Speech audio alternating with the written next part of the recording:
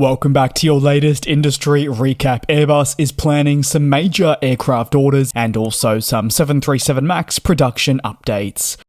Firstly, the 737 MAX program could receive formal approval for an increase in production by year's end. The production increase would come over 18 months after caps were imposed on the rates for this popular single-aisle series from the Federal Aviation Administration, or more commonly referred to as the FAA. Kelly Ortberg, the chief executive officer of the plane maker, said that it would hope production would increase to 42 soon, and further increases would likely follow, but obviously first, approval is to be required. Boeing would rather have the ability to increase production as necessary to a new cap rather than immediately, say, rush to meet the revised rate with the cap rise. The plane maker has been taking positive steps to ensure that its output is more sustainable moving forward and comes with stronger quality control to prevent problems from slipping through and reduce the rate of emergence. Production must remain stable at its current rate before an increase can occur.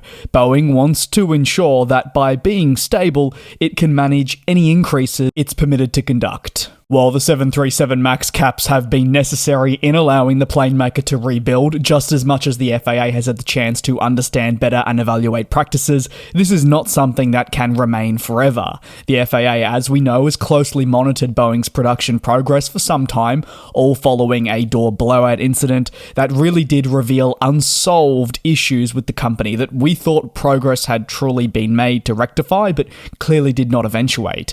Because of this, the FAA imposed production restrictions, which, while were frustrating for Boeing, was deemed internally as the right decision to really ensure that meaningful progress would be made on rebuilding the business during arguably some of its most challenging points. The 737 MAX is Boeing's most crucial jet, with the model's high production rates and also output. It also boasts the strongest backlog, playing a role in fleets right around the world. Therefore, the restrictions have really had a profound impact on the plane maker's ability to grow and remain stable as a business. Finances have become a cause for concern, and the only way this sees any form of improvement is through the lifting of production caps on the MAX, or an increase in the rate deemed adequate. However, it remains more complex for Boeing than simply just increasing production as it sees fit and obtaining the approval. According to the FAA, there must be visible processes that have changed and investments in culture and safety that are having the intended effect. And even if the FAA was to increase the cap, it doesn't mean Boeing is able to just increase production to that rate overnight. It internally needs to feel it's ready as well. Over to the next story, and that sits with some exciting news surrounding Airbus, who are targeting major orders in this month's Paris Air Show, specifically looking towards the A350 program. The plane maker's attempts to secure new deals for its A350 follow a busy period for actually its competitor, Boeing, which have been able to enhance their own backlog, especially focusing in on those wide-body aircraft. Airbus believes that while a bulk load of new orders has come from the Middle East, there is still hope that it can secure significant deals from this region for airlines that are still trying to grow their fleet portfolio in the long term. The A350 will be the focus of the airline's push, with the latest reporting driven by Bloomberg suggesting that a pitch to Riyadh Air for the A350 could be the next step in helping develop the startup company. Riyadh Air has been targeting the A350 and or 777X for some time. This has been no secret. They believe that these two high-capacity models are going to be really important in aligning with the 787, which will form a backbone of their long-haul fleet. However, away from the A350, Airbus is also very much aware that there are customers who may be looking to even enhance their single-aisle portfolio, which has, according to some, arguably become more appealing to airlines in recent times than, say, Boeing's, and this is thanks to further derivatives being launched. What is ordered remains to be seen, but Airbus is pretty confident that it'll be able to turn interest into aircraft orders and get itself back on track after a really busy last month for its rival Boeing.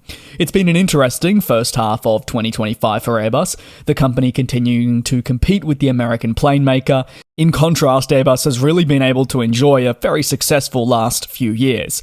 By no means has it been totally smooth sailing, but certainly comparing to Boeing and all the struggles they have experienced, it is a light and day difference. Driven by a recent visit by US President Donald Trump, well, several new aircraft orders were secured on Boeing's part, and these orders have helped strengthen the backlog at the American plane maker. Boeing is on a long road to recovery, obviously trying to repair its image as discussed in the first segment of today's recap, and this is both from a public standpoint to just also its airline customers.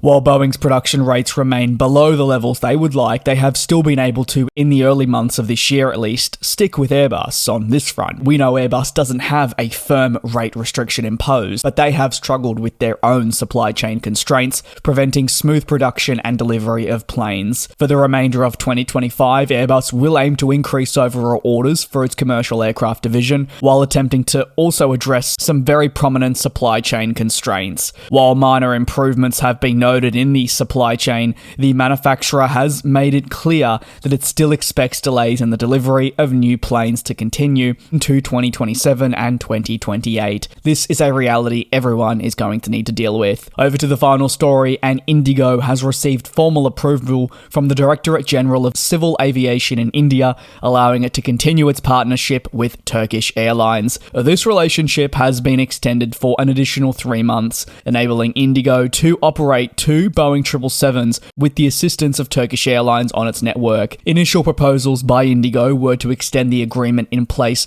by a further 6 months. However, this would naturally require the relevant regulatory approval to move forward. The addition of the Boeing 777 has not only been critical in helping develop the international network, still it has also been crucial in mitigating significant issues across the network, driven by the grounding of new commercial aircraft. Notably, IndiGo has been affected by the Pratt & Whitney engine saga, which has left the A320neo family jets grounded and slashed available capacity. As a result, IndiGo has taken the opportunity to work with companies like Turkish Airlines and Norse Atlantic to add capacity through lease agreements. Whether this is visible with the 777 or the 787, these planes offer significantly more seats than the previously operational single-aisle jets, which may have been deployed elsewhere or just frankly parked on the ground. Also, operating these larger planes gives IndiGo a bit of an insight into what it takes to actually operate wide-body aircraft. Remember, it is still preparing for the arrival of the Airbus A350 in the coming years. It's made its intentions clear that by the turn of the decade, it wants to be seen as more than just a staple in the Indian aviation sector. Yes, it wants to become a major force in the international industry too.